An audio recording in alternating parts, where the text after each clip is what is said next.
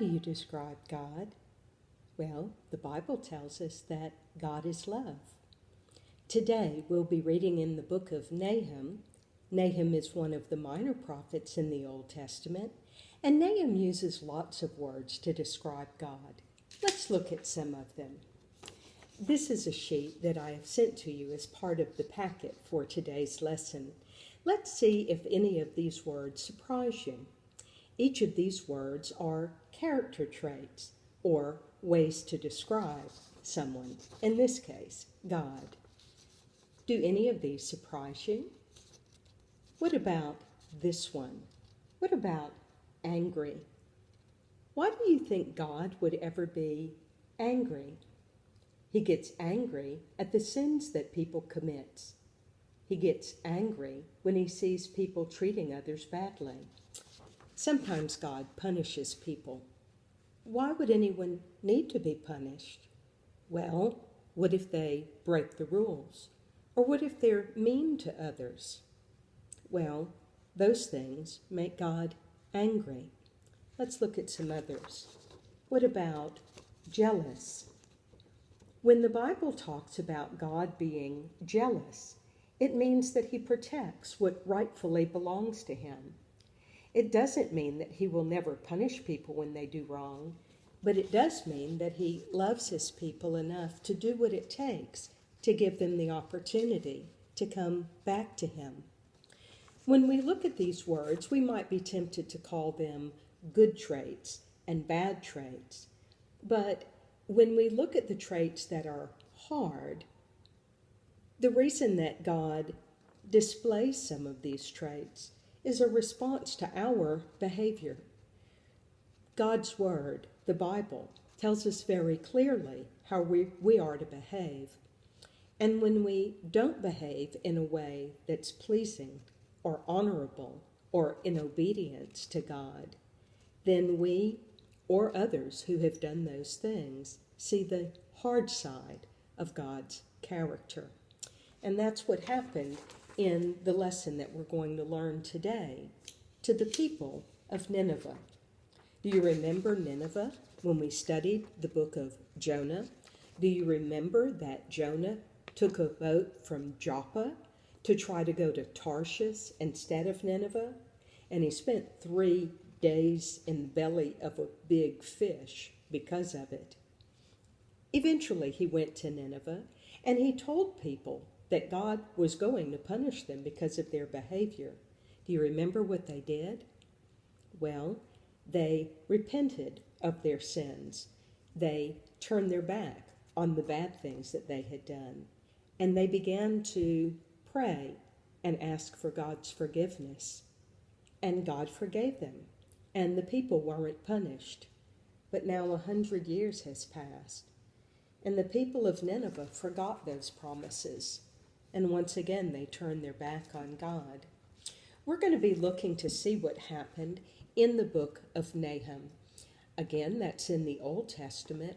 And when we find the book of Nahum, it is right after the book of Micah that we studied last week. We're going to be reading Nahum chapter 1. We're going to read verses 1 through 13. As we listen to these verses, I want you to listen for the hard character of God that you hear described, as well as good character of God mixed in. And let's see why you would see both of those things in this lesson. Nahum chapter 1, verses 1 through 13. This book is the vision of Nahum from Elkosh. This is the sad message about the city of Nineveh. The Lord is a jealous God. The Lord punishes the guilty, and he is very angry. The Lord punishes his enemies, and he stays angry with them. The Lord is patient, but he is also very powerful.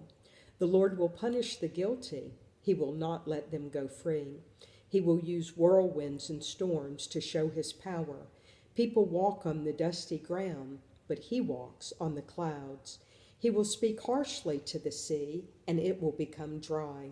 He will dry up all the rivers. The rich lands of Bashan and Carmel become dry and dead. The flowers in Lebanon fade away. The Lord will come, and the mountains will shake, and the hills will melt away. He will come, and the earth will shake with fear. The earth and everyone on it will shake with fear. No one can stand against his great anger. No one can endure his terrible anger. His anger will burn like fire. The rocks will shatter when he comes. The Lord is good. He is a safe place to go to in times of trouble. He takes care of those who trust him, but he will completely destroy his enemies. He will wash them away like a flood and chase them into the darkness. Why are you making plans against the Lord? He will bring complete destruction, so you will not cause trouble again. You will be destroyed completely, like thorn bushes burning under a pot. You will be destroyed like dry weeds that burn quickly. Someone from Nineveh is making evil plans against the Lord. That advisor is a worthless troublemaker. This is what the Lord said. The people of Assyria are at full strength. They have many soldiers, but they will all be cut down. They will all be finished. My people, I made you suffer, but you will suffer no more. Now I will set you free from the power of Assyria. I will take the yoke off your neck and tear away the chains holding you. You see, the nation of Judah had disobeyed God, and as punishment, they became captives of the people of Assyria, and Nineveh was the capital of Assyria. And although Nineveh had turned to God during the time of Jonah, by this time, 100 years later, they were a cruel people, and they had been overly cruel to the people of Judah. And now God saw that Judah had been punished enough. And although he had hard words to say about the Assyrians and the people of Nineveh, he had words of comfort to give to the people of Judah. You see, part of God's character is justice. Justice is making something right again, especially when we make it right in the eyes of God. And the people of Judah had a reason to hope. This wasn't hope like I hope that I can go to the park, or I hope I can have ice cream after supper. When the Bible talks about hope, it's talking about having confidence or knowing that God is true to his promises. One of the ways that we are going to talk about this is a little exercise that I've already sent to your parents. Now, Mom and Dad, this is where you come in. You see, Dad, I'm going to need you to be a judge. And the other members of the family are going to be taking part in a trial. I've sent a sheet. It looks like this. And so I need Mom and Dad for you to cut these pieces apart. Dad, for some of the families, just because of the family size, Dad, you'll also need to read the part of the neighbor so that everyone knows what's going on with the neighbor's side of this story. Mom, I'm going to need you to be the role of the parent. You may also have to be the witness, just based on your family size. And for those that are in my class, you're going to read this role of the child. Let me give you an idea of what the situation is, and we'll talk about it just a little bit more. I'm going to read this to you, and then when the video is over, Dad, I want you to read the situation again, and then read the part of what the neighbor has to say. And then everyone else will read their parts, and then you'll have a courtroom case going on. But let's listen to the situation first. Your neighbor has just built a new fence around their yard. They knew that children in the neighborhood like to use their yard as a shortcut when going to their friend's house. Yesterday, the neighbor found 2 of their fence boards broken. They came over to your house yelling and screaming to your parents. They have accused you of breaking their fence and want you to pay for the cost of fixing that fence. Okay, Mom and Dad, make sure that you look at the instructions for this to help understand how to run the court case a bit. Overall, what I want you to do is look to see What does it take to ensure that justice is served? And when someone is falsely accused, or when they've done something wrong and they've acknowledged it and they've turned from that, they've repented, how do we have the hope that God will forgive as He says that He will? And how do we restore relationships? Well, part of that is found in our memory verse. I've sent it to you again. Let's see if you can help me read it. Micah 6:8. He has told you, O man, what is good. Are you starting to remember it?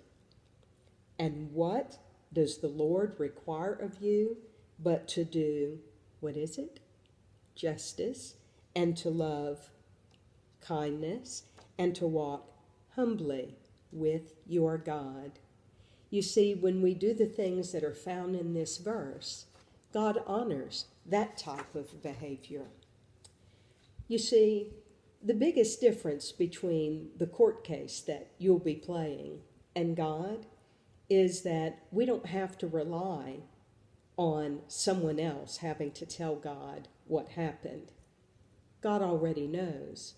He knows the truth, and He'll always make the right decision on who should be punished and who's trusted Him and who should receive hope.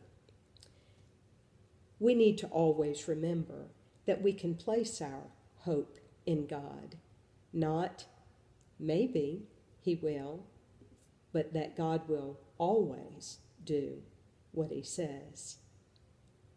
Take time to continue to remember your memory verse, and I look forward to seeing you again next week. Bye now.